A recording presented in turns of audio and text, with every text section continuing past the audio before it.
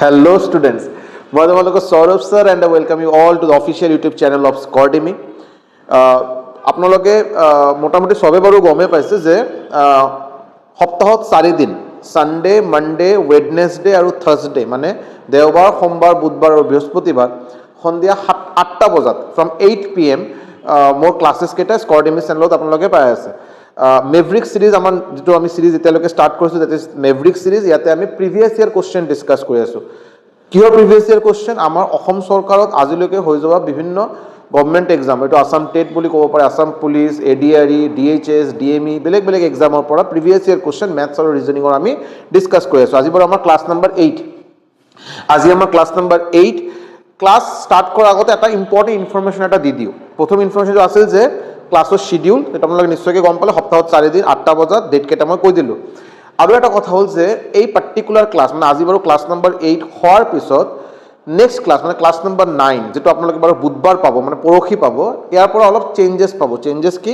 আপোনালোকে বহুতে বাৰু মেসেজ মানে কমেন্ট কৰি আছে বাৰু বহুতে মেসেজ কৰিছে স্যাৰ প্ৰিভিয়াস ইয়াৰ কোশ্চেন সলভ কৰা ঠিক আছে বাট স্টার্টিংত যদি আমি বস্তুখিনি গোটেইখিনি সিলেবাস টপিক ওয়াইজ বা চ্যাপ্টার ওয়াইজ যদি হেক কৰা যায় ইয়াৰ পিছত যদি আমি কোশ্চেন প্ৰ্যাকটিসৰ বাবে যদি প্ৰিভিয়াস ইয়াৰ কোশ্চেন কৰো বস্তুখিনি আৰু বেছি বেটাৰ হ'ব আৰু সো নেক্সট ক্লাসৰ পৰা আপোনালোকে চ্যাপ্টাৰ ওয়াইজ ডিসকাশন মোৰ ফালৰ পৰা পাব চ্যাপ্টাৰ ওয়াইজ মই বস্তুখিনি কনসেপচুয়ালি বস্তুখিনি বুজাই থাকিম শৰ্টকাট ট্ৰিক্স বুলি কক formula complete concepts related questions problems গোটেইখিনি টাইপ ওয়াইজ মই ডিসকাস কৰাম সো ক্লাস নম্বৰ 9 ৰ পৰা আপোনালোকে যেটো বিচাৰিছে বাৰু বহুত দিনৰ পৰা হেতু আমি স্টাৰ্ট কৰিম সিৰিজৰ নাম মেভৰিক সিৰিজে থাকিব আৰু ওকে ওকে এটা যিসকলে বাৰু মোক চিনি নাপায় তেখেতসকলৰ কাৰণে সৰু এটা ইন্ট্ৰোডাকশন মোৰ নাম সৌৰভ মই আৰআৰবি এনটিপিসি 2015 ক্ৰ্যাক কৰিছো as station master SSC CGL 2017 clear কৰা হৈছে মোটামুটি 7 বছৰৰ বেছি হ'ল মই বিভিন্ন ষ্টেট গভৰ্নমেন্ট আৰু চেন্ট্ৰেল গভৰ্নমেন্টৰ এক্সপেৰিয়েন্সক মই গাইডেন্স দি আছো ক্লাसेस প্ৰভাইড কৰি আছো আজিলৈকে বহুত ষ্টুডেণ্টে চাকৰি পালে তো স্কৰডেমিত মই ক্লাसेस ষ্টাৰ্ট কৰা বহুত দিন হোৱা নাই বাৰু 2 সপ্তাহ মানে হ'ল চাগে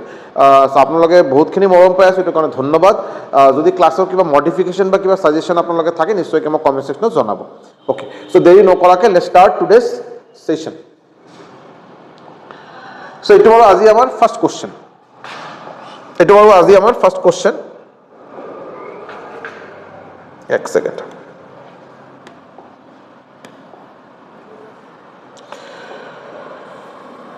ওকে ওকে সো কি দিয়া হৈছে আপোনাক দিয়া হৈছে 2 হোল স্কয়ার 2 স্কয়ার ওপৰত whole to the power n 2 cube whole to the power 4 আপোনাক n ৰ ভ্যালু ওলাব দিছে n ৰ ভ্যালু কি হ'ব ওলাব দিছে এটা বস্তু আপোনালোকে নিশ্চয়কৈ গম পায় যে a to the power m whole to the power n যদি হয় a to the power a এর পাওয়ার m আৰু ইয়াৰ ওপৰত whole to the power n তেতিয়া কি হয় বাৰু আপোনাৰ যেটো ঘাত মানে পাওয়াৰ কি হয় পূৰণ হয় মানে m n আহি যাব ইয়াতে a to the power mn হয় না নাই নেক্সট আৰু এটা বস্তু অলপ চাই লব আপোনাৰ যদি দিয়া থাকে যে a to the power m আৰু ইয়াতে দিয়া আছে a to the power n এটো বাৰু এটা ফৰ্মুলা হল এটো নেক্সট ফৰ্মুলা ইয়াতে কি কোৱা হল a to the power m equal to a to the power n ইয়াতে যদি আপুনি চাই আপোনাৰ বেস নম্বৰটো সেম ইয়াতে বাৰু a আছে ইয়াতো আপোনাৰ a আছে মানে বেস নম্বৰ আপোনাৰ সেম পাওয়াৰ বেলেগ বেলেগ আৰু মাজতে ইকুয়াল টু আছে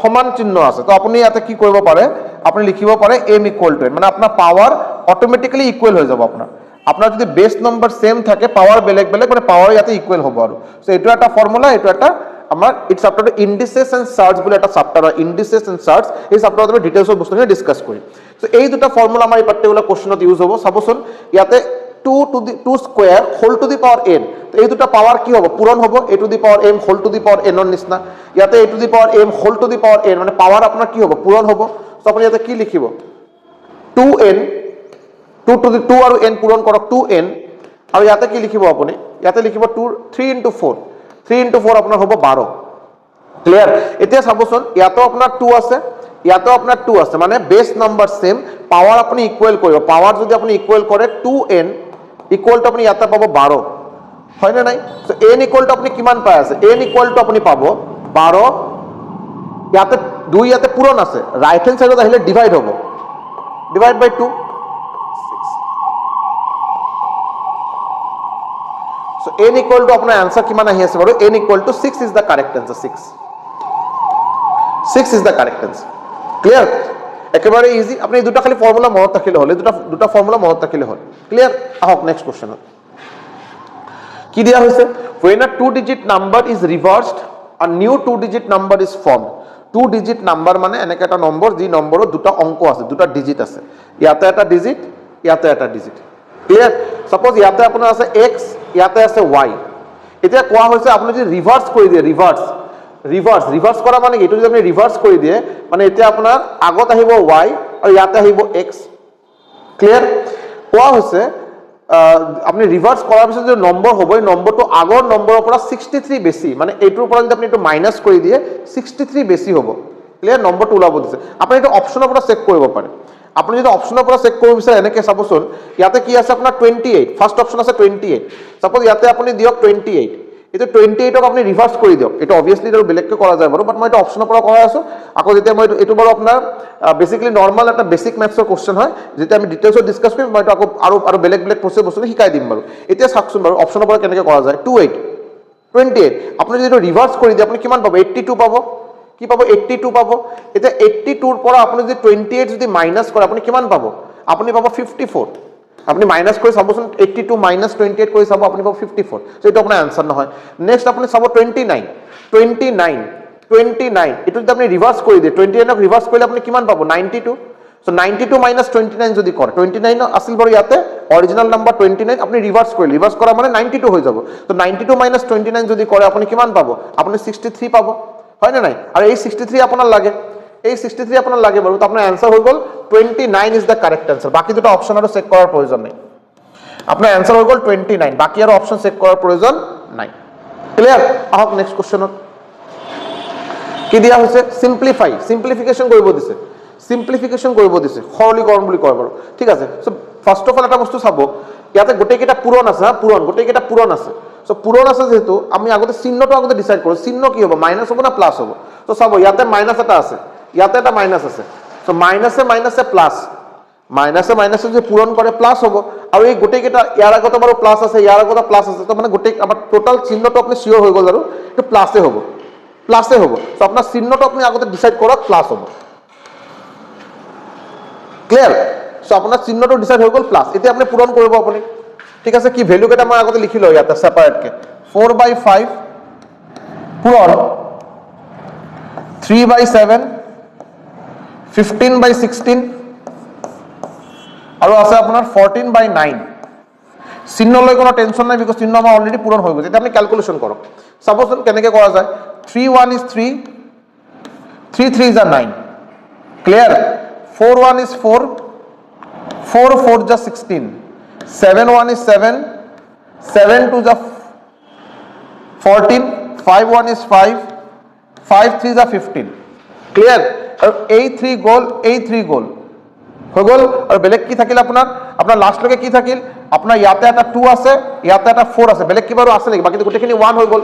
সো ওপৰত 2, তলত 4, যদি আপুনি কটাকুটি কৰে 2 1 is 2, 2 2 is 4, মানে আপনি आंसर কিমান পাব? আপনি आंसर আপনি পাই আছে 1/2 is the correct answer. Option B 1/2 আপোনাৰ কারেক্ট आंसर হ'ব, 1/2। ক্লিয়ার? আহক next question. Find the area of a circle whose circumference is 22 centimeter. Find the area of a circle whose circumference is 22 centimeter. চাবচোন,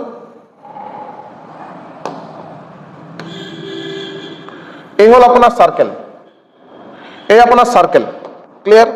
এতিয়া চাব, circle মানে বৃত্ত, সাৰ্কেলৰ centre এইটো বলে কি কোৱা হয়? সেন্টাৰৰ পৰা এইটো কোৱা হ'ব ব্যাসাৰ্ধ। সাপোজ মই নাম দিলো OA, এইটো R বুলি দিয়া হ'ব, R মানে ৰেডিয়াস, হয় না নাই? সবে গম পায় আপোনালোকে। R মানে কি হ'ব? ৰেডিয়াস, মানে ব্যাসাৰ্ধ বুলি কোৱা হয়। এতিয়া আপোনাৰ R ৰ ভ্যালু যদি আপুনি গম পায়, তে সাৰ্কেলৰ যিটো পৰিসীমা বা পৰিধি, এই ফৰ্মুলা কি হ'ব? মই C বুলি দিলো, হা, C মানে সার্কামফারেন্স বা পৰিসীমা বা পৰিধি। ফৰ্মুলা কি হ'ব? 2πr। আৰু যদি আপোনাৰ এৰিয়া ওলাব দিয়ে, এৰিয়া সাৰ্কেলৰ ক্ষেত্ৰফল যদি ওলাব দিয়ে, ফৰ্মুলা কি হ'ব? πr square. এইটো বাৰু আপোনাৰ সাৰ্কেলৰ সাৰ্কামফাৰেন্সৰ ফৰ্মুলা, মানে পৰিসীমাৰ ফৰ্মুলা। আৰু এইটো আপোনাৰ সাৰ্কেলৰ কিহৰ ফৰ্মুলা? এইটো এৰিয়া মানে ক্ষেত্ৰফল ওলোৱাৰ ফৰ্মুলা। আপোনাক কি ওলাব দিছে? ইয়াতে আপোনাক ওলাব দিছে এৰিয়া অফ আ সাৰ্কেল, ক্ষেত্ৰফল ওলাব দিলে। সাৰ্কেলৰ সাৰ্কামফাৰেন্স দিয়া আছে আপোনাক 22 সেন্টিমিটাৰ। সাৰ্কেলৰ সাৰ্কামফাৰেন্স মানে 2 পাই r, এই 2 পাই r ৰ ভ্যালু দিয়া আছে আপোনাক কিমান 22 সেন্টিমিটার। ইয়াতে লিখিবচোন 2 পাই r ইকুয়াল টু কিমান 22। এতিয়া চাব 2 পাইৰ ভ্যালু আমি নৰমালি কি লিখা হয়, পাইৰ ভ্যালু আমাৰ লিখা হয় 22/7, 22/7 ইয়াতে r আৰু ইয়াতে 22 হয় না নাই। সো এই 22 আৰু এই 22 গ'ল, তো r ইকুয়াল টু আপুনি কিমান পাব, এই 7 টো বাৰু ইয়াতে তলত আছে, ইকুয়াল টু ইসেত গ'লে ওপৰত আহিব, আৰু এই 2 টো ওপৰত আছে ইয়াতে তলত আহি যাব। তো আপুনি ৰেডিয়াস কিমান পালে, আপুনি ব্যাসাৰ্ধ কিমান পাই গ'ল 7/2 সেন্টিমিটার, 7/2 সেন্টিমিটার। আপোনাক কি ওলাব দিছে, আপোনাক ওলাব দিছে এরিয়া, আপোনাক ওলাব দিছে এরিয়া। তো এৰিয়াৰ ফৰ্মুলা কি, এৰিয়া ইকুয়াল টু কি হ'ব, এৰিয়া ইকুয়াল টু হ'ব পাই r স্কয়াৰ। সো পাইৰ ঠাইত আপুনি বহাই দিয়ক 22/7, r কিমান আপোনাৰ, r আপোনাৰ হ'ল 7/2, 7/2 হোল স্কয়াৰ। সো ইয়াতে 22/7, 7/2, 7/2 যেহেতু ওপৰত স্কয়াৰ আছে, বৰ্গ আছে, মই দুবাৰ লিখি পূৰণ কৰিম, হেতুটো কথা আৰু। সো ইয়াতে এই 7 গ'ল, এই 7 গ'ল, এই 22ক আপুনি 2 দি যদি কাটে ইয়াতে পাব আপুনি 11, পালে না নাই। 11ৰ লগত এই 7 পূৰণ দিয়ক, আপুনি কিমান পাব 77 ডিভাইডেড বাই তলত আছে 2, 77ক 2 দি ভাগ কৰিব দিছে, 77 বাদ দিয়ক, আপুনি 76ক ভাগ কৰক, 76ক যদি ভাগ দিয়ে 2 দি আপুনি কিমান পাব, আপুনি 38 পাব। 77 মানে আপোনাৰ आंसर হ'ব 38.5, आंसर হ'ব আপোনাৰ 38.5 সেন্টিমিটাৰ স্কয়াৰ হ'ল আপোনাৰ आंसर, 38.5 সেন্টিমিটাৰ স্কয়াৰ, এই হ'ল আপোনাৰ आंसर। ক্লিয়াৰ, এই হ'ল আপোনাৰ आंसर। ক্লিয়াৰ হৈছে নে? সাৰ্কেলৰ বাৰু বেসিক দুটা ফৰ্মুলা মনত ৰাখিব, এইটো মনত বাৰু চাব, আপুনি তো জিওমেট্ৰি যেতিয়া কৰিম, জ্যামিতি যেতিয়া কৰিম বহুত ডিটেইলছত বস্তু, সাৰ্কেলৰ বাৰু অকল এটা ফৰ্মুলা বা দুটা ফৰ্মুলা নহয়। সাৰ্কেলৰ মোটামুটি আপুনি যদি ভালকে চাই 16টা থিওৰেম আছে আপোনাৰ, ঠিক আছে, 16টা থিওৰেম আছে, বহুত বেলেগ বেলেগ থিওৰেম, এইবিলাক গোটেইখিনি জানা প্ৰয়োজন। আৰু এনেকে নহয় যে স্যাৰ আসাম পুলিচৰ কাৰণে লাগিব নেকি, নিশ্চয় লাগিব। আসাম পুলিচ আপুনি যদি আজিৰ দিনতো যদি এনেকে মেন্টালিটি যদি প্ৰিপাৰেচন কৰে যে আমাৰ আসাম পুলিচৰ কনষ্টেবলৰ কোশ্চেন বহুত ইজি, আমাৰ এডিআৰই লেভেলৰ প্ৰিপাৰেচন নকৰো, এডিআৰই গ্ৰেড 3 কৰিব গ'লে অলপ টাফ হ'ব, এইটো মিছা কথা। আজি আপুনি কোনো গ্যাৰেণ্টি দি ক'ব নোৱাৰে যে কোন পৰীক্ষাত কি লেভেলৰ কোশ্চেন আহিব বাৰু, হ'বই পাৰে বাৰু যে আপুনি এই পাৰ্টিকুলাৰ পৰীক্ষাত অলপ কোশ্চেনৰ লেভেলটো বঢ়াই দিলে, কাৰণ কি, বিকজ কম্পিটিশ্যন বহুত বেছি। আজিৰ পৰা 5 বছৰ আগত বা যি সময়ত মই প্ৰিপাৰেচন কৰিছিলোঁ, যি সময়ত মই চাকৰিৰ কাৰণে পৰীক্ষা দিব বা যি চাকৰিৰ বাবে যিবিলাক পৰীক্ষা দিয়াৰ মোৰ যিটো সময় আছিল, আজিৰ পৰা 7 বছৰ 8 বছৰ আগৰ কথা মই কৈ আছোঁ, এই সময়ৰ লগত যদি আপুনি আজিৰ দিনৰ লগত তুলনা কৰে, কোনো তুলনাই নহয় এইটো। আজিৰ দিনত আপোনাৰ কম্পিটিশ্যন এই লেভেলত গুচি গ'ল বাৰু, এইটো কাট থ্ৰট কম্পিটিশ্যন বুলি আপুনি ক'ব পাৰে। কাট থ্ৰট কম্পিটিশ্যন ভাল এটা এইটো ফ্ৰেজ হয়, কাট থ্ৰোট এটো বলি কোৱা, কাট থ্ৰোট মানে একদম গলা মাৰ, একদম গলা কাট কম্পিটিশন চল रहा है। আৰু এটো বহুত বেছি, এটা খালি আমাৰ অসম চৰকাৰৰ পৰীক্ষা কেইটাৰ কাৰণে নহয়, আপুনি যি পৰীক্ষাই দিব বাৰু আজিৰ দিনত, আপুনি আসাম পুলিচে কওক, এডিআৰইয়ে কওক, আপুনি এসএসসি কওক, আৰআৰবি কওক, বেংকৰ পৰীক্ষা কওক, গোটেইকেইটা পৰীক্ষাত কম্পিটিশন লেভেল কিন্তু বহুত বেছি আজিৰ দিনত। সো কম্পিটিশন লেভেল বেছি থকা মানে কি, কোশ্চেনৰ লেভেল অটোমেটিকলি অলপ ডিফিকাল্ট হ'ব। আদাৰৱাইজ আপুনি যিসকলে বাৰু এক্সাম কণ্ডাক্ট কৰিব, যি কমিশনে এক্সাম কণ্ডাক্ট কৰিছে, তেখেতসকলে কেনেকৈ ডিসাইড কৰিব, মানে তেখেতৰ কাৰণে দিগদাৰ হ'ব আৰু। তো কোশ্চেন লেভেল বঢ়াই দিয়া মানে কি অটোমেটিকলি তেখেতৰ সিলেকশন প্ৰচিডিউৰটো বহুত ইজি হৈ যায়, আৰু ভাল কোৱালিফাইড ষ্টুডেণ্টক ওলাটো বহুত ইজি হৈ যায় তাৰ পৰা, আৰু হয় নে নাই। তো এইকাৰণে প্ৰিপাৰেশ্যনটো অলপ সদায় যি পৰীক্ষাৰ কাৰণে প্ৰিপাৰেশ্যন কৰি আছে তাৰ পৰা অলপ ভাল লেভেলৰ প্ৰিপাৰেশ্যন কৰাটোৱে স্বাভাৱিক। একেবাৰে যদি এই যোৱা 3 বছৰ লেভেলটো এনেকৈ আছিল, এনেকৈ প্ৰিপাৰেশ্যন কৰিম, তেতিয়া কিন্তু অলপ ৰিস্ক থাকে, আৰু হয় নে নাই। আহক নেক্সট কুৱেশ্যনত কি দিয়া আছে, কুৱেশ্যন নম্বৰ 5 কি দিয়া হৈছে, total interest accrued on a principal of 1000 over 1 year at compound interest this compounded 6 monthly. Okay, আপনার এই কোশ্চেনটো মই এতিয়া কাৰণে ইন্টেনশনালি মই কোশ্চেনটো আপোনাক হোমৱৰ্ক দিলো, কাৰণ কি হোমৱৰ্ক দিয়া কাৰণটো মই আগতে আপোনাক কৈ আছো, কিয় মই হোমৱৰ্ক দিলো। আপোনালোকে যিসকলে এটা আনসাৰ পাৰে নিশ্চয়কৈ মোক জনাব, মই কোশ্চেনটো অলপ বুজাই দিওঁ। কোশ্চেনটো হ'ল যে আপোনাৰ প্ৰিন্সিপাল মূলধন দিয়া আছে আপোনাৰ 1000 টকা, মূলধন দিয়া আছে 1000 টকা। এই কোশ্চেনটো আপোনাৰ সিআই মানে কম্পাউন্ড ইন্টাৰেস্ট মানে চক্ৰবৃদ্ধি সুদৰ কোশ্চেন, কম্পাউন্ড ইন্টাৰেস্টৰ কোশ্চেন। ওকে, প্রিন্সিপাল দিয়া আছে 1000 টাকা, রেট অফ ইন্টারেস্ট আপোনাক দিয়া আছে কিমান 10%, রেট অফ ইন্টারেস্ট আপোনাক দিয়া আছে 10%। কম্পাউন্ডেড হাফ ইয়ারলি বুলি কোৱা হৈছে, কম্পাউন্ডেড হাফ ইয়াৰলি, তো বস্তুটো চাব কম্পাউন্ডেড হাফ ইয়াৰলি যেতিয়া ক'ব, মই নহ'লে মই এটা কাম কৰক, মই হোমৱৰ্ক নিদিওঁ, মই এইটো কৰাই দিওঁ বস্তুখিনি, বাট লগতে আৰু এটা ডিসক্লেমাৰ দিম ইয়াতে, ৰ'ব। কম্পাউন্ডেড হাফ ইয়াৰলি মানে কম্পাউন্ডেড 6 মান্থলি, মানে 6 মাহ মূৰে মূৰে আপোনাৰ ইন্টারেস্ট খুদ ক্যালকুলেশন হ'ব। যেতিয়া আপোনাক এনেকৈ দিয়া থাকিব নহয় কম্পাউন্ডেড হাফ ইয়ারলি বা কম্পাউন্ডেড 6 মান্থলি, বা দিয়া থাকিব কম্পাউন্ডেড কোৱাৰ্টাৰলি, মানে 3 মাহ মূৰে মূৰে আপোনাৰ ক্যালকুলেশন হ'ব, ইন্টাৰেস্টৰ ক্যালকুলেশন হ'ব। বহুত ইজিভাৱে মই বস্তুখিনি বুজাই আছো যে এই সময়ত আপুনি যদি দিয়া থাকে কম্পাউণ্ডেড হাফ ইয়াৰলি মানে আপুনি 6 মাহক 1 বছৰ বুলি কনচিডাৰ কৰিব, 6 মাহ মানে এবছৰ বুলি এনেকৈ কনচিডাৰ কৰিব, ঠিক আছে। তেতিয়া কি হ'ব, 6 মাহ যদি আপোনাৰ এবছৰ হয়, আপুনি পইচা টোটাল কিমান টাইমৰ কাৰণে ৰাখিছে, এবছৰৰ কাৰণে ৰাখিছে। 6 মাহ এবছৰ মানে এবছৰ আপোনাৰ 2 বছৰ হৈ গ'ল। তো টাইম আপোনাৰ অট'মেটিকেলি চাব, আপোনাৰ টাইম আপোনাৰ কি হ'ল, 1 বছৰৰ লগত আপুনি 2 পূৰণ কৰক, মানে 2 বছৰ হৈ গ'ল আপোনাৰ টাইম হৈ যাব 2 বছৰ। ৰেট অফ ইণ্টাৰেষ্ট আপোনাৰ কিমান আছিল, 10% আছিল। এতিয়া 10% ৰেট অফ ইণ্টাৰেষ্ট মানে কি, আপুনি কমপ্লিট পইচা যদি এবছৰৰ কাৰণে ৰাখে, তেতিয়া আপুনি 100 টকা এবছৰৰ কাৰণে যদি ৰাখে, তেতিয়া আপুনি সুদ পাব 10 টকা। এইটো 10% ৰেট অফ ইণ্টাৰেষ্টৰ মানে সুদৰ হাৰ 10%। এইটো ডেফিনেশ্যন বহুতে নাজানে, বহুতে বেছিক বস্তুখিনি অলপ কনফিউজন পায়। 10% আপোনাৰ ৰেট অফ ইণ্টাৰেষ্ট, 10% আপোনাৰ সুদৰ হাৰ। এই 10% ৰেট অফ ইণ্টাৰেষ্ট কথাৰ মানে কি, বহুতে কি ক'ব, ছাৰ মই যিমান টকা ৰাখিম ইয়াৰ ওপৰত 10% দিব, ছাৰ মই 100 টকা ৰাখিলে 10% দিব। নহয়, আপুনি ক্লিয়াৰলি ক'ব লাগিব 10% ৰেট অফ ইণ্টাৰেষ্ট মানে যদি আপোনাৰ মূলধন 100 টকা হয় আৰু আপুনি এক্সেক্টলি এবছৰৰ কাৰণে পইচা ৰাখে, বেংকে আপোনাক এক্সট্ৰা 10 টকা দিব। মানে 10% ৰেট অফ ইণ্টাৰেষ্ট হোৱাৰ কাৰণে আপোনাৰ মূলধন 100 টকাই হ'ব লাগিব আৰু সময় এক্সেক্টলি এবছৰে হ'ব লাগিব। ক্লিয়াৰ? এতিয়া এই যে 10% আছিল, এইটো এবছৰৰ কাৰণে আছিল, বাট আপুনিতো এতিয়া 6 মাহক 1 বছৰ বুলি কনচিডাৰ কৰিব। চ' আপুনি কি 6 মাহ মূৰে কি আপুনি 10 টকা এক্সট্ৰা পাব নেকি? নাপায়। আপুনি যেতিয়া আধা টকা পাব, এবছৰৰ কাৰণে 10 টকা, 6 মাহৰ কাৰণে 5 টকা হ'ব। চ' এই ৰেট অফ ইণ্টাৰেষ্টক আপুনি কি কৰিব, এই ৰেট অফ ইণ্টাৰেষ্টক আপুনি 2 দি ভাগ দিব। চ' আপোনাৰ ৰেট অফ ইণ্টাৰেষ্ট হ'ব আপোনাৰ 5%। মানে মুঠতে বস্তুটো এইটোৱে হ'ল যে আপোনাৰ যেতিয়া কম্পাউণ্ডেড হাফ ইয়াৰলি কৰা থাকিব, তেতিয়া আপুনি ৰেট অফ ইণ্টাৰেষ্টক 2 দি ভাগ দিব আৰু সময় যিটো দিয়া থাকিব এইটো 2 দি পূৰণ দিব। যদি আপোনাৰ কোৱাৰ্টাৰলি দিয়া থাকে, ভালকে শুনিব, কোৱাৰ্টাৰলি 3 মাহ মূৰে মূৰে আপুনি কেলকুলেশ্যন হ'ব, তেতিয়া আপোনাৰ টোটাল ৰেট অফ ইণ্টাৰেষ্ট চাপ'জ দিয়া আছে 12%, এইটো আপুনি 4 দি ভাগ দিব, 4 দি হৰণ কৰিব, 12ক আপুনি 4 দি ডিভাইড কৰক, আপুনি পাব 3। আৰু টাইম দিয়া আছে চাপ'জ আপোনাক চাপ'জ দিয়া আছে আপোনাৰ 6 মাহ, এইটো আপুনি 4 দি পূৰণ কৰিব, 6 মাহ মানে আপোনাৰ হৈ যাব পাৰে এতিয়া 24 মাহ, 24 মাহ মানে 2 বছৰ। ঠিক আছে, হাফ ইয়াৰলি দিয়া মানে ৰেট অফ ইণ্টাৰেষ্ট 2 দি ভাগ হ'ব আৰু আপোনাৰ সময়টো 2 দি পূৰণ হ'ব। কোৱাৰ্টাৰলি দিয়া থাকে মানে আপোনাৰ ৰেট অফ ইণ্টাৰেষ্ট 4 দি ভাগ কৰা হ'ব আৰু সময় আপোনাৰ 4 দি পূৰণ কৰা হ'ব। মই কম্পাউণ্ড ইণ্টাৰেষ্ট মই একেবাৰে বেলেগকৈ শিকাই দিম, কোনো ফৰ্মুলা ইউজ নকৰাকৈ যেতিয়া মই শিকাম আপোনালোকে চাব, কোনো ফৰ্মুলাৰ প্ৰয়োজন নাই। ট্ৰি ডায়েগ্ৰাম বনাম, ডায়েগ্ৰাম বনাই আপোনাৰ মুঠতে আপোনাৰ দুই মেক্স টু মেক্স যি কোৱেশ্যন আপোনাৰ ফৰ্মুলা দি কৰাওঁতে আপোনাৰ 2 মিনিট লাগিব, সেইটো আপুনি যদি ডায়েগ্ৰাম বনাই কৰে আপোনাৰ চাপ'জ 30 ছেকেণ্ড 20 ছেকেণ্ডত হৈ যাব আপোনাৰ। মই ডায়েগ্ৰাম বনাই কৰাই দিম, বাট এই কোৱেশ্যনৰ কাৰণে বস্তুটো অলপ চাই লওক কি কৰা আছে। চ' ৰেট অফ ইণ্টাৰেষ্ট আপোনাৰ হৈ গ'ল 5%, টাইম আপোনাৰ হৈ গ'ল কিমান, টাইম আপোনাৰ হৈ গ'ল 2 বছৰ, টাইম আপোনাৰ হৈ গ'ল 2 বছৰ, প্ৰিন্সিপালটো 1000 থাকিব। এতিয়া আপোনাক কি ওলাব দিছে, আপোনাক ওলাব দিছে total interest. So' interest equal to কি হ'ব, আমি কি গম পাওঁ, চিম্পল ইণ্টাৰেষ্টৰ ফৰ্মুলা কি হয়, amount equal to P into 1 plus R/100 whole to the power n। এইটো হ'ল এমাউণ্টৰ ফৰ্মুলা, এমাউণ্ট, সুদ আৰু আচল মানে মূলধন আৰু সুদ মিলাই পিনে যিটো সেইটো এমাউণ্ট বুলি কোৱা হয়। চ' আপুনি আগতে এমাউণ্ট ওলাই ল'ব, এমাউণ্টৰ পৰা প্ৰিন্সিপাল যদি মাইনাছ কৰে, আপুনি আগতে এমাউণ্ট ওলাব, ইয়াৰ পিছত এমাউণ্টৰ পৰা যদি মূলধনক মাইনাছ কৰি দিয়ে আপুনি ইণ্টাৰেষ্ট পাই যাব, হয়নে নাই? চ' ইয়াতে প্ৰিন্সিপালৰ ঠাইত আপুনি কি বহাব, 1000 বহাব, 1 প্লাছ ৰেট অফ ইণ্টাৰেষ্ট আপোনাৰ হৈ গ'ল 5/100 আৰু whole to the power n আপোনাৰ হৈ গ'ল 2, বিকজ এইটো 2 বছৰ হৈ গ'ল। ক্লিয়াৰ? এতিয়া 1000 এতিয়া ওপৰত হ'ব 105/100, এইটো পাই আছে আপুনি 105/100, ওপৰত স্কুৱেৰ আছে, আপুনি 2 বাৰ লিখিব 105/100, 105/100। চ' এই জিৰ' গ'ল, এই জিৰ' গ'ল, ক্লিয়াৰ হৈ গ'ল।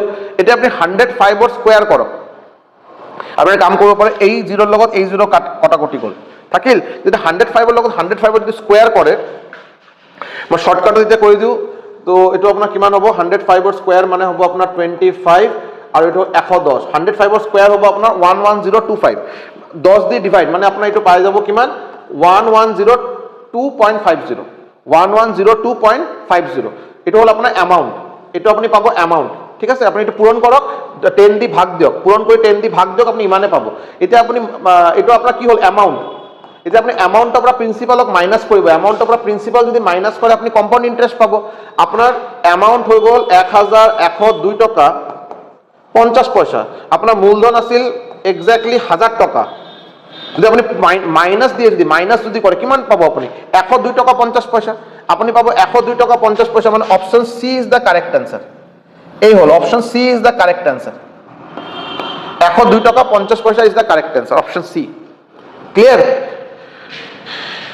এটা ইয়াতে মই দুটা কথা ক'বলৈ যাম, দুটা কথা মই কোৱাৰ ইয়াতে প্ৰয়োজন আছে। প্ৰথম কথা হ'ল চিম্পল ইণ্টাৰেষ্টৰ কুৱেশ্যন আমি নৰ্মালি যেনেকৈ বেলেগ বেলেগ ইউটিউব চেনেল বা বেলেগ টিচাৰে কৰাই আমি এনেকৈ কৰিম, ফৰ্মুলা ইউজ কৰিম, অলপ যিমান শ্বৰ্টকাট লাগে শ্বৰ্টকাটকেইটা শিকাই দিম, হৈ যাব বাৰু। বাট কম্পাউণ্ড ইণ্টাৰেষ্ট মই বেলেগ একেবাৰে কমপ্লিটলি বেলেগভাৱে কৰা। আজিলৈকে বাৰু যিসকলে বাৰু মোৰ পৰা কম্পাউণ্ড ইণ্টাৰেষ্টৰ ক্লাছ লৈছে सबरे एटा ही ओपिनियन था कि जब पहले कभी ऐसे नहीं सीखे थे सर, ये तो अलग ही कुछ हो गया, एकदम जादू जैसा हो जाता है, मैजिक जैसा हो जाता है। सो कम्पाउंड इन्ट्रेस्ट मैं एकेबारे बेलेग एटा नियमत शिकाम बारू, आपलोके ভাল পাব মই আশা।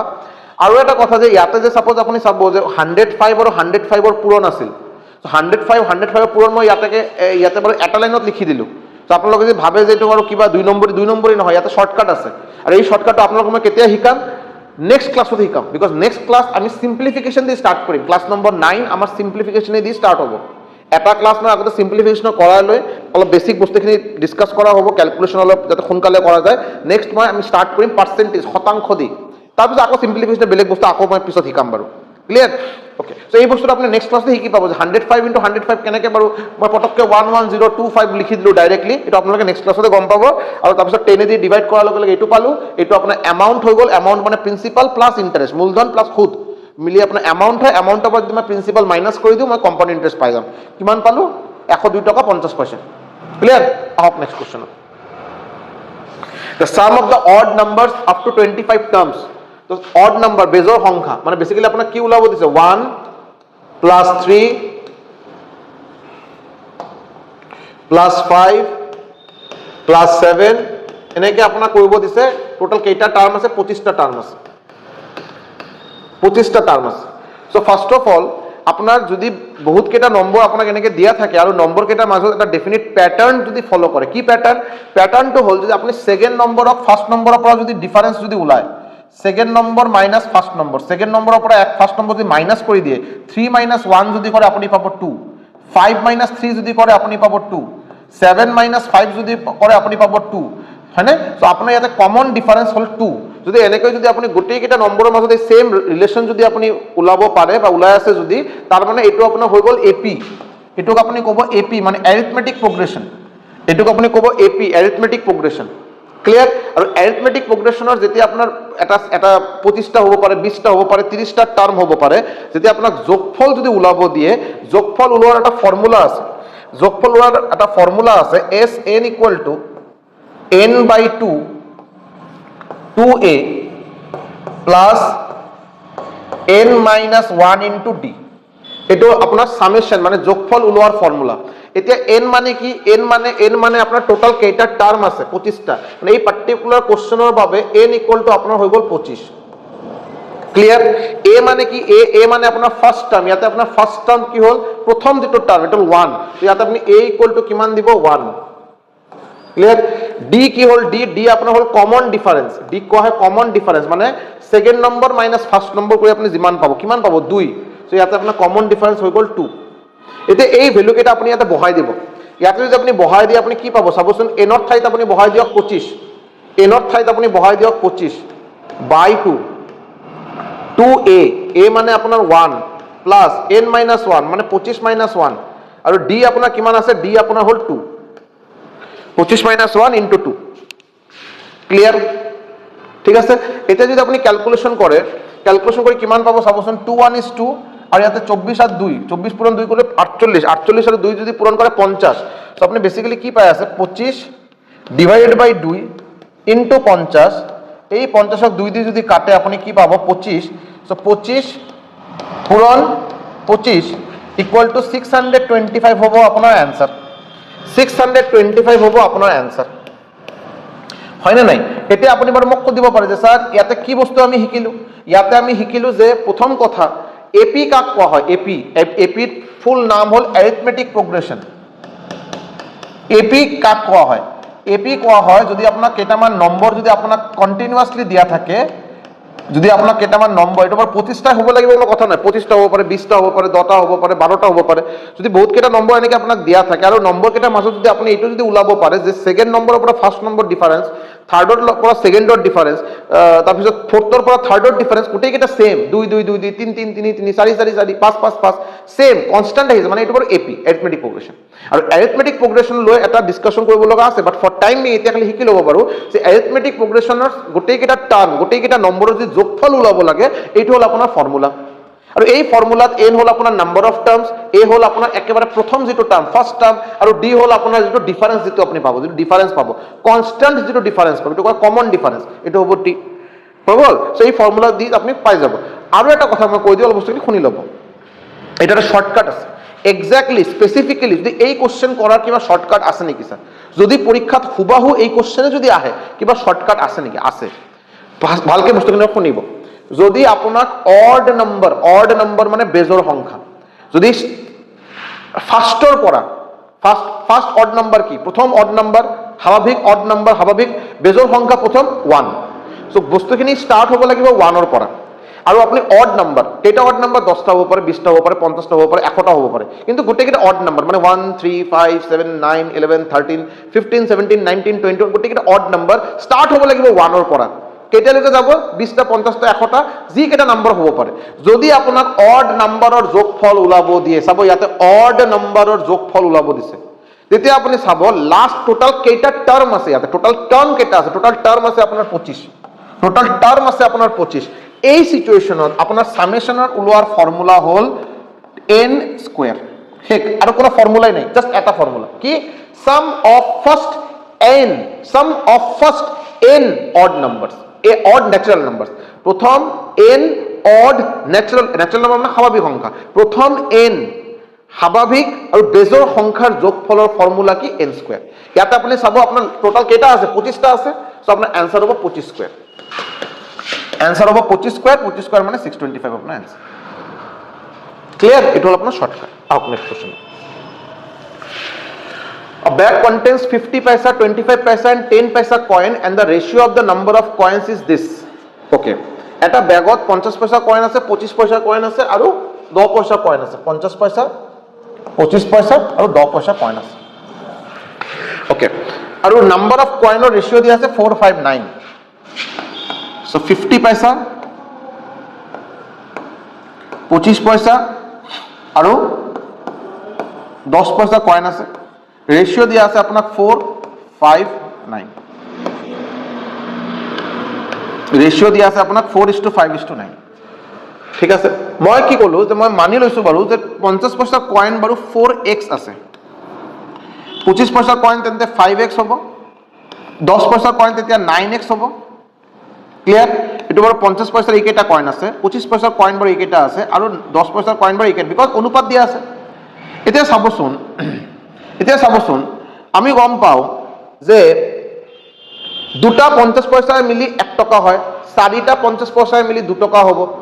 মানে যিকেইটা 50 পয়সা ইয়াৰ আধা আপুনি ভ্যালু পাব।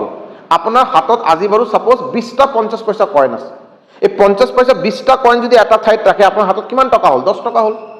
20টা 50 পয়সা কয়েনই আপোনাক 10 টকা দিব, হয় না নাই? সো টোটাল নাম্বার অফ 50 পয়সা কয়েনক যদি আপনি 2 দি ভাগ দিয়ে আপনি এটা ভ্যালু পাই যাব, আপনার ওচৰত কিমান টকা আছে এই ভ্যালুটো পাই যাব আপুনি। সো টোটাল 4x, এই 4xক যদি মই 2 দি ভাগ দিও, সো টোটাল 50 পয়সা কয়েন মোৰ লগত আছে 4x। তো এই 4x কয়েনে দি মোৰ টোটাল এমাউন্ট কিমান হ'ল? 4xক 2 দি ভাগ দিলো, এই টকা ইমানখিনি টকা মোৰ লগত আছে। হৈ গ'ল। নেক্সট আহক আপুনি 25 পয়সা কয়েন কেইটা আছে? 5x। এটা আপনি চাব 25 পয়সা কয়েন কেইটাক বনাই, কেইটা একটা ঠাইত রাখিলে বাৰু মই 1 টকা পাম? 4টা 25 পয়সা কয়েন, 25 পয়সা 25 পয়সা 25 পয়সা 25 পয়সা, 4টা 25 পয়সা কয়েনে দি আপনি 1 টকা পাব, হয় না নাই? সো মই আপোনাক কলো আপোনাৰ লগত বাৰু 40টা 25 পয়সা কয়েন আছে। সাপোজ আপোনাৰ লগত 40টা 25 পয়সা কয়েন আছে, আপোনাৰ হাতত কিমান টকা হ'ল? আপুনি 40টা 40ক আপনি 4 দি ভাগ দিয়ক, আপনি পাব 10, মানে আপোনাৰ হাতত 10 টকা আছে। সো টোটাল নাম্বার অফ 25 পয়সা কয়েনক আপনি যদি 4 দি ডিভাইড দিয়ে আপনি পাব নাম্বার টোটাল অ্যামাউন্ট। সো মই এই যে 5x আছে, এই 5xক মই 4 দি ডিভাইড দিলো, মই এটা অ্যামাউন্ট পাই গলো, ইমান টকা মোৰ আছে। 25 পয়সা কয়েন যেতিয়া মই এটা ঠাইত ৰাখিম মোৰ টোটাল ইমান টকা হ'ব। লাস্ট আপোনাৰ আছে 10 পয়সা কয়েন কেইটা? 9x। 10 পয়সা কয়েন যদি 10টা হয় তেতিয়া আপনি বাৰু 1 টকা পাব, 10 পয়সা কয়েন মিনিমাম 10টা দিয়ে আপনি 1 টাকা পাবো, হয় না নাই? 10 পয়সা কয়েন 10টা দিয়ে আপনি 1 টাকা পাবো। মই আপোনাক ক'লো আপোনাৰ হাতত বাৰু আজি 50টা 10 পয়সা কয়েন আছে। তো আপোনাৰ হাতত কিমান টকা আছে? আপুনি 50ক 10 দি ভাগ দিয়ক, 5 টকা হ'ব আপোনাৰ। সো টোটাল নাম্বার অফ 10 পয়সা কয়েন মানে 9x, যদি আপনি 10 দি ডিভাইড দিয়ে আপনি ভ্যালু পাবো। এতিয়া আপনার হাতত 3টা অপশনে আছে, 50 পয়সা কয়েন, 25 পয়সা কয়েন আর 10 পয়সা কয়েন। সো 50 পয়সা কয়েনে দিয়ে আপনি ইমান টাকা পালে, 25 পয়সা কয়েনে দিয়ে ইমান টাকা পালে, 10 পয়সা কয়েনে দিয়ে ইমান টাকা পালে, আর গোটেইকেইটা মিলাই পিনে আপনার হাতত কিমান টাকা আছে? আপনার হাতত আছে বাৰু কিমান? 830 rupees. So this is equal two 830। This is equal two 830। এটা সলভ কৰিলে হল। এটা আমি জাস্ট সলভ কৰিম। এটা 2, 4 আৰু 10ৰ লসাগু ওলাব লাগে, লসাগু। 2, 4 আৰু 10 যদি আপনি লসাগু যদি ওলাব যায়, লসাগু আপনি কিমান পাবো? আপনি পাবো 20। এটা এই 20ক আপনি 2 দি ভাগ দিয়ক, নহলে এটা কাম কৰক, ইয়াতে কৰো নহয়, কনফিউজন যাতে নহয়।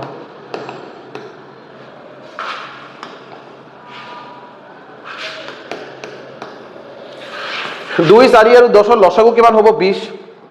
20ক আপনি 2 দি ভাগ দিয়ক 10, 10ক 4 দি পূৰণ দিয়ক 40x। 20ক আপনি 4 দি ভাগ দিয়ক 5, 5 into 4 আপনার ইয়াতে 5 into 5 25x, 2 18x equal to 830। এটা যদি আপনি অলপ ক্যালকুলেশন করে 25 আর 40 65 আর 18 যদি প্লাস করে 83x আপনি পায় আছে 83x divided by 20 equal to ইয়াতে পালে আপনি কিমান? 830। 83 দি 830 ক্যান্সেল করলে আপনি পাবো 10। x ইকুয়াল টু আপনি পালো কিমান পালো? 20 এর লগত 10 পূরণ দিয়ক 200। x এর ভ্যালু পাই গেল 200। এটা কি ওলাব লাগছে আপনার? ফাইন্ড দা নাম্বার অফ 25 পয়সা কয়েন ইন দা ব্যাগ। 25 পয়সা কয়েন কেটা আছিল আপনার তাতে? 5x। 25 পয়সা কয়েন আছিল 5x, x এর ভ্যালু কিমান পালো? 200। মানে 5x ইকুয়াল টু কি হবে? 5 into 200। 5 into 200 মানে কি হবে? 1000। সো আপনার তাতে 25 পয়সা কয়েন ওলাব দিছে, কেটা আছে? 1000টা 25 পয়সা কয়েন আছে। So 1000 is your correct answer. 1000 is your correct answer. 1000 clear? 1000 is your correct answer.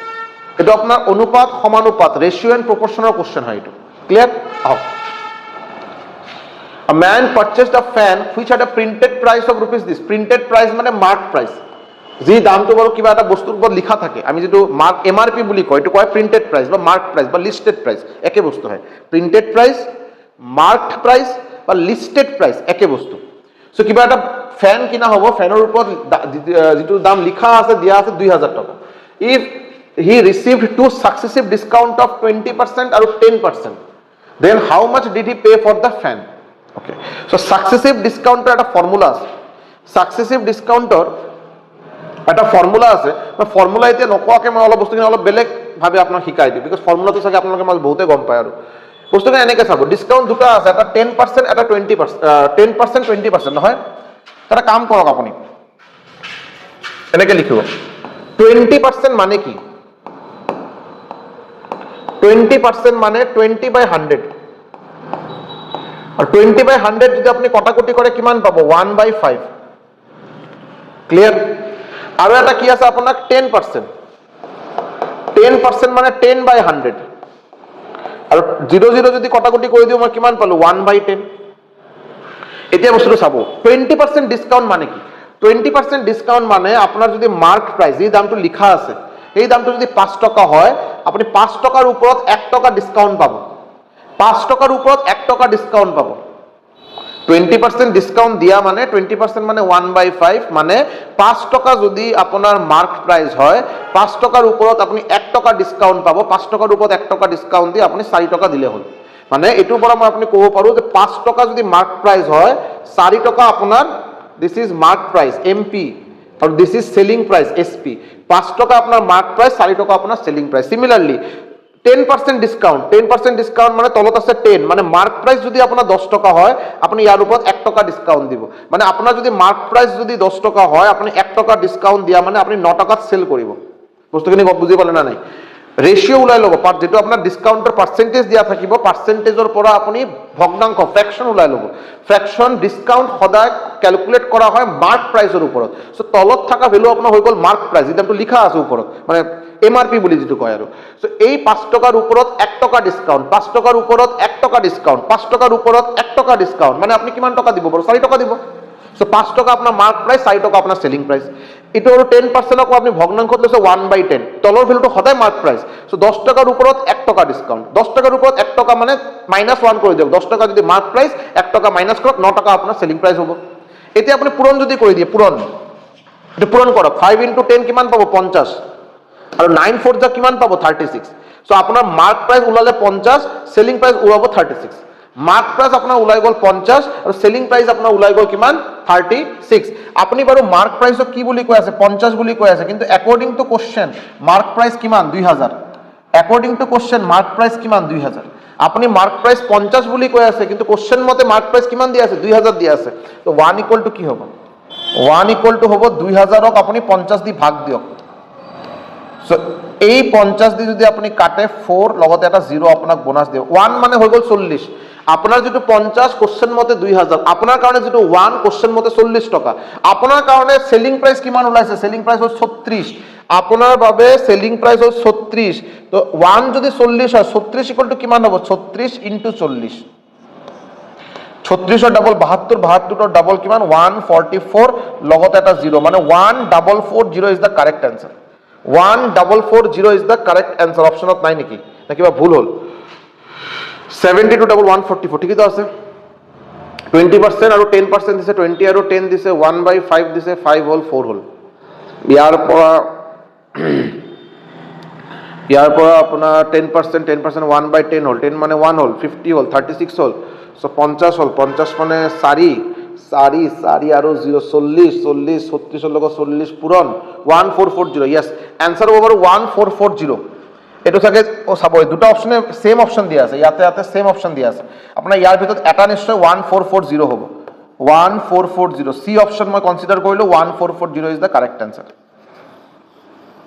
1440 is da correct answer আপোনালোকে ক'ব পাৰে স্যাৰ আপুনি তো ফৰ্মুলা দি কৰিব পাৰে আমি জানো ফর্মুলাটা আছে x + y - xy/100 x + y + xy/100 formula আছে মই গম পাব বাট फॉर्मूला এতিয়া বাৰু মই বাৰে বাৰে কৈ আছো फॉर्मूला यूज करना मैथ्स में फॉर्मूला और ये मेरा बोला हुआ बात नहीं है এটা মোৰ কোৱা কথা নহয় যেটো মই ক'বলৈ গৈ আছো ৰেনে ডেস্ক্ৰেটছ বুলি এজন বহুত ডাঙৰ ম্যাথমেটিশিয়ান আছিল ৰেনে ডেস্ক্ৰেটছ জ্যামিতি যেটো আমি জিওমেট্ৰি বুলি কওঁ এই জ্যামিতিৰ জনক ফাদাৰ অফ জ্যামিতি কোৱা ইউক্লিড বুলি এজন ম্যাথমেটিশিয়ান আছিল তেখেতক কয় ফাদাৰ অফ জিওমেট্ৰি আৰু তেখেতৰ ষ্টুডেন্টৰ নাম আছিল ৰেনে ডেস্ক্ৰেটছ তেখেতে আৰু ডাঙৰ এজন ম্যাথমেটিশিয়ান আছিল সো ৰেনে ডেস্ক্ৰেটছ এটা অপিনিয়ন দিছিলে যে যিসকলে ম্যাথছ কৰাৰ সময়তে ম্যাথছৰ কনসেপ্টতছে বেছি ফৰ্মুলা ইউজ কৰে তেখেতসকলে ম্যাথছত উইক फॉर्मूला यूज करा माने अपनी बस्तुखिनि कन्सेप्टो गम ना पाले खाली फॉर्मूला लगाय दिले formula is not maths formula मैथ्सर এটা পার্ট হয় অঙ্ক করা এটা পার্ট হয় বাট যিসকলে কনসেপচুয়ালি ভাল তেখেতে ফর্মুলা কিয় ইউজ কৰিব फॉर्मूला ইউজ কৰি যেতিয়া আমি ডিসকাউন্ট চ্যাপ্টাৰ ডিটেইলস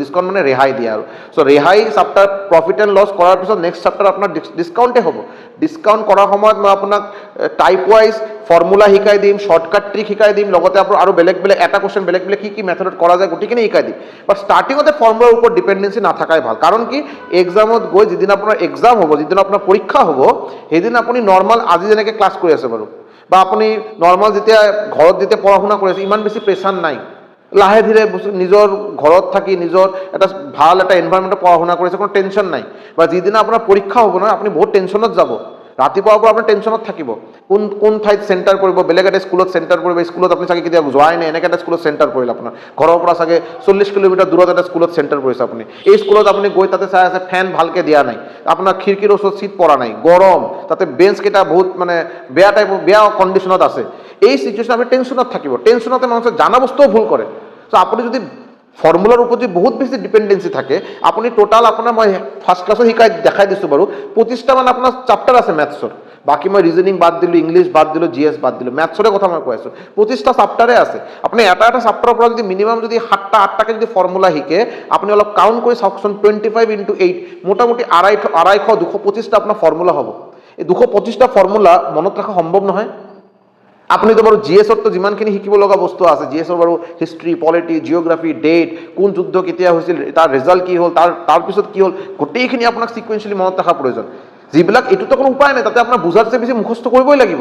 বাট মেথছত যেতিয়া আপোনাৰ মেথছে আপোনাৰ এটা সুবিধা কৰি দিছে, মেথছে আপুনি বুজিলে বস্তুখিনি মুখস্থ নকৰিলেও হয়, এই বস্তু যদি আপুনি আননেচেৰী মুখস্থ কৰিব যায়, এটা সৰু মাথাত আপুনি কিমান ৰাখিব আৰু কিমান ৰাখিব? তাতে লাষ্টত যে কি হ'ব, পৰীক্ষাত আপোনাৰ প্লাছৰ ঠাইত আপুনি মাইনাছ বহাই দিব, পূৰণৰ ঠাইত আপুনি ডিভাইড কৰি দিব, এইটো চিলি মিষ্টেক হ'ব, কনফিডেন্স নাপাব আপুনি, এইটো বেয়া কথা।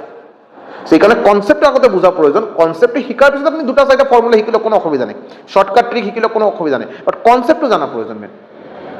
Clear? Rajan goes to his school from his house at a speed of 2 km/h and returns at a speed of 3 km/h. If it takes 5 hours in the entire journey, the distance between the school. Okay. To sum, it time, speed and distance or question. Rajan goes to his school from his Rajaner Rajaner ghor house আৰু এইটো ৰাজনৰ school, এইটো ৰাজনৰ school. Rajan যেতিয়া ঘৰৰ পৰা স্কুললৈকে যায় তেতিয়া ৰাজনৰ speed কি থাকে 2 km/h, আৰু যেতিয়া স্কুলৰ পৰা ঘৰলৈকে আহে তেতিয়া ৰাজনৰ স্পীড হ'ল 3 km/h। চ' আপোনাৰ সেম ডিষ্টেঞ্চ যেতিয়া কভাৰ হয়, ঘৰৰ পৰা স্কুল, স্কুলৰ পৰা ঘৰ, ডিষ্টেঞ্চ সেম, স্পীড বেলেগ বেলেগকে দিয়া আছে, আপুনি এভাৰেজ স্পীড, গড় বেগ বুলি যিটো কয়, গড় গতি বা গড় বেগ যিটো কোৱা হয়, এভাৰেজ স্পীড, সেইটো ওলাই ল'ব। এভাৰেজ স্পীডৰ ফৰ্মুলা কি হয়? এভাৰেজ স্পীডৰ ফৰ্মুলা হয় 2xy x plus y km/h। এতিয়া x হ'ব আপোনাৰ 2 আৰু y হ'ব আপোনাৰ 3। সো ইয়াতে বহাই দিয়ক 2 into 3 divided by 2 plus 3, 3 to the 6 to the 12 by 5 km/h। এটা হল আপনার এভারেজ স্পিড হৈ গল। এটা he takes 5 hours in the entire journey। কি হল? ৰাজেন ঘৰৰ পৰা স্কুললৈ গৈ স্কুলৰ পৰা আকৌ ঘৰ আহোতে টোটাল 5 ঘণ্টা লৈছে, আৰু টোটাল জাৰ্নিৰ গড় বেগ এভাৰেজ স্পিড কিমান? 12/5। তাৰ মানে মই যদি আপোনাৰ ঘৰৰ পৰা স্কুল আকৌ স্কুলৰ পৰা ঘৰ, এই টোটাল ডিষ্টেন্স যদি ওলাব যাওঁ, ডিষ্টেন্স ইকুৱেল টু কি হ'ব? Distance equal to speed into time. Average speed মই কিমান পালো? 12/5। আৰু কিমান টাইম লয়? 5 ঘণ্টা লয়। যদি মই কটাকটি কৰোঁ মই কিমান পাম? 12 কিলোমিটাৰ পাম। বা ষ্টুডেণ্টে কি কৰিব গম পায় নে? অপশ্যনত বাৰু ইয়াতে 12 কিলোমিটাৰ দিয়া নাই, বাট ইয়াতে 12 কিলোমিটাৰ অপশ্যন থকাটো স্বাভাৱিক, ইয়াতে 12 কিলোমিটাৰ অপশ্যনত থাকিবই থাকিব। তো আপোনালোকে পটককৈ 12 কিলোমিটাৰ টিক কৰিব নহয়। এই 12 কিলোমিটাৰটো কি? 12 কিলোমিটাৰ হ'ল ৰাজনৰ ঘৰৰ পৰা স্কুল আকৌ স্কুলৰ পৰা ঘৰ, দুটা মিলাই পিনে 12 কিলোমিটাৰ। বিকজ দুটা মিলাই, যেতিয়া ঘৰৰ পৰা স্কুললৈকে গৈছে, স্কুলৰ পৰা ঘৰলৈকে আহিছে, টোটাল ডিষ্টেন্স কভাৰ কাৰণে 5 ঘণ্টা লৈছে। এইটো অকল ঘৰৰ পৰা স্কুল বা স্কুলৰ পৰা ঘৰ নহয়, টোটাল 5 ঘণ্টা। টোটাল 5 ঘণ্টাত কিমান ডিষ্টেন্স? 12 কিলোমিটাৰ। এতিয়া আমি জানো যে ঘৰৰ পৰা স্কুল আৰু স্কুলৰ পৰা ঘৰ ডিষ্টেন্সটো সেমে হ'ব, মানে যোৱাৰ সময়ত যিমান ডিষ্টেন্স, অহাৰ সময়ত ইমান ডিষ্টেন্স, আৰু এই দুটা ডিষ্টেন্স মিলাই পিনে 12 কিলোমিটাৰ। তো অকল ঘৰৰ পৰা স্কুলৰ ডিষ্টেন্স কিমান হ'ব? 12 আধা। তো 12 কিলোমিটাৰ আধা যদি আপুনি কৰে কিমান পাব? 12/2, মানে 6 কিলোমিটাৰ এনসাৰ। আপনার आंसर होगा 6 kilometre. Option C, 6 kilometre is the correct answer. Clear? 6 kilometre is the correct answer. I hope next question. Length and breadth of a rectangle दिया আছে, আপনার ই ওলাব দিছে। ওকে, কি হৈছে? এটা রেক্টেঙ্গল, আয়তক্ষেত্র, আৰু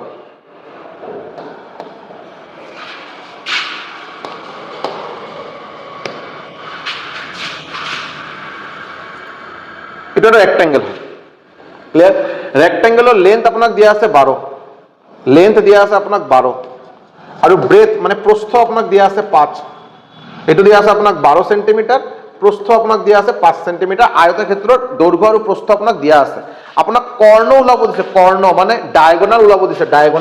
ডায়াগোনাল মানে কি? এইটো হ'ল আপোনাৰ ডায়াগোনাল। এই পইণ্টৰ পৰা যদি এই পইণ্ট আপুনি কানেক্ট কৰে, দিস ইজ ইয়ৰ ডায়াগোনাল। এটা কথা হ'ল, আপুনি বাৰু গম পায় এইটো এই এংগেল কিমান হয়? 90 ডিগ্ৰী, 90 ডিগ্ৰী। সো এটা রাইট এঙ্গেল ট্রায়াঙ্গেল হৈ গ'ল নহয়। যদি আপুনি ইয়াতে নাম দিয়ে এ, এইটো নাম দিয়ে বি, এইটো নাম দিয়ে সি, এইটো নাম দিয়ে ডি। সো এই যে এটা ট্রায়াঙ্গেল হ'ল, এই যে আপোনাৰ যে ট্ৰায়াঙ্গেল হ'ল, এই যে ট্ৰায়াঙ্গেল, এই যে এটা ট্ৰায়াঙ্গেল হ'ল, এই যে আপোনাৰ ট্ৰায়াঙ্গেল হ'ল, এইটো কি ত্ৰিভুজ হ'ল? এইটো আপোনাৰ সমকোণী ত্ৰিভুজ। বিকজ এই কোণ আপোনাৰ সমকোণ 90 ডিগ্ৰী। আৰু সমকোণী ত্ৰিভুজত আপুনি লগাব পাৰে পাইথাগোৰাছ থিয়ৰেম। আৰু পাইথাগোৰাছ থিয়ৰেম মতে কি? পাইথাগোৰাছ থিয়ৰেম মতে এটা সমকোণী ত্ৰিভুজৰ অতিভুজৰ বৰ্গ ইকুৱেল টু ভূমিৰ বৰ্গ প্লাস উচ্চতাৰ বৰ্গ, মানে হাইপটেনিউছৰ square AC square equal to AB square plus BC square. এইটো কি, এইটো পাইথাগোরাস থিওরেম। অতিভুজ মানে hypotenuse square equal to base square plus perpendicular square, ভূমি স্কোয়ার প্লাস উচ্চতা square. So A B square আপুনি কিমান পাব, এ বি হ'ল আপোনাৰ 12, so this is 12 square and this is 5 square. যদি আপুনি ক্যালকুলেট কৰে 169 and this is equal to 13 square. So A C square equal to আপুনি কিমান পাই আছে 13 square, A C square equal to 13 square মানে এ সি ইকুয়াল টু কিমান হ'ব আপোনাৰ 13 সেন্টিমিটাৰ, আৰু আপোনাৰ এই কৰ্ণৰ ভ্যালু ওলাব দিছে। সো আপোনাৰ আনসাৰ হ'ব 13 সেন্টিমিটাৰ। এতিয়া আপুনি বহুতে মোক ক'ব পাৰে বা বহুতে এইটো চাই পিনে ক'ব এই ছাৰে না বহুত বেছি টাইম লয়, এইটো আমি গমে পাওঁ 5, 12, 13 পাইথাগোৰিয়ান ট্ৰিপলেট বুলি কোৱা হয়। পাইথাগোৰিয়ান ট্ৰিপলেট, ট্ৰিপলেট মানে কি, ট্ৰিপলেট কেইটা অলপ মুখস্থ ৰখাত ট্ৰাই কৰিব পাৰে। 3, 4, 5 হ'ল এটা ট্ৰিপলেট, ঠিক আছে। ইয়াৰ পৰা আপোনাৰ হ'ল 5, 12, 13 এটা ট্ৰিপলেট, ক্লিয়াৰ। ইয়াৰ পিছত আপোনাৰ 24, 7, 25 এটা ট্ৰিপলেট হয়, ক্লিয়াৰ। ট্ৰিপলেট মানে যদি আপোনাৰ কোনো সমকোণী ত্ৰিভুজৰ ভূমি আৰু উচ্চতা 3 আৰু 4 দিয়া আছে, অতিভুজ 5 হ'বই। আপুনি চাব পাৰে 3 square plus 4 square equal to 5 square হয়। আৰু এই this square plus this square equal to this square, এই বস্তুটো অকল ৰাইট এঙ্গেল ট্ৰায়াঙ্গলতে সম্ভৱ, বেলেগ ত্ৰিভুজত সম্ভৱ নহয়, ক্লিয়াৰ। সো এই কেইটা ট্ৰিপলেট আৰু বহুত কেইটা আছে বাৰু, বাট এতিয়া মই বহুত বেছি ক'ব নাযাওঁ। এইকেইটা ট্ৰিপলেট এতিয়া মনত ৰখাত চেষ্টা কৰিব। আৰু আহক next question, what percentage of this is this. 1.5 কেজিৰ কিমান পাৰ্চেন্টেজ 7.5 গ্ৰাম। তো আপুনি ওপৰত লিখিব 7.5 গ্ৰাম,